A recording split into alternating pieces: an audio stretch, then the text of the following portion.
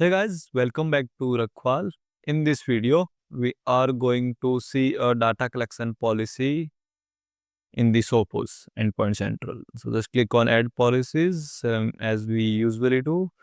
Select the data collections from here, data collections and investigations on the device. Click on Continue. Data test works fine. Do click Next. And groups, select the groups as well. Then you have to select the settings. One major thing is allow live response to the computers. If you have turned this on, you can respond to a computer in the live query. Suppose that there is an attack going on and you want to run some command, then you will use that options. Then data lake upload is like this, suppose threat hunter features, like the threat hunting labs or it will send our data to the Sophos threat hunting labs and they will analyze the data. So that's why they are just asking us to give the permissions for this thing. So after creating this policy, you just have to save the policies and yeah, we are done. But I will just show you like how we can take the live response from a computer. Click on the computer, there will be a actions button and there is a options called live response. Just give the test 1, 2, 3, 4, 5, 6, 7. Yeah, they want 10 characters. So I just write written in the 10 characters. So it will create a cell on the device. This is I'm trying to connect. What's the device IP, the device group, and all the things. It may take few seconds to connect to the device.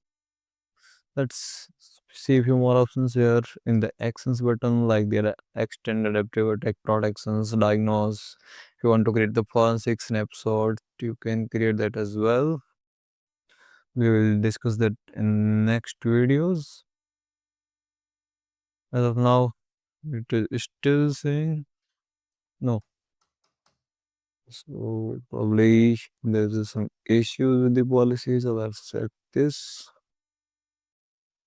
on scans, but yeah, refresh.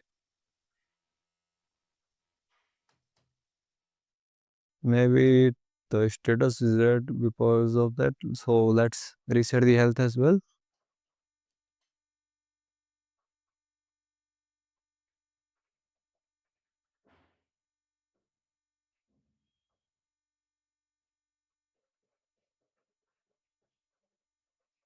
Just wait for a few minutes and we see. Okay, temper protection is not turned on, so we should turn on the temper protection as well.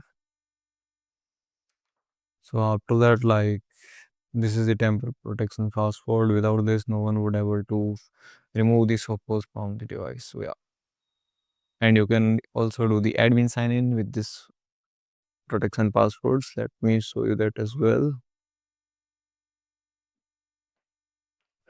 With an error, please try again later. So probably we have set it up right away, so it will take few times to get the things and update.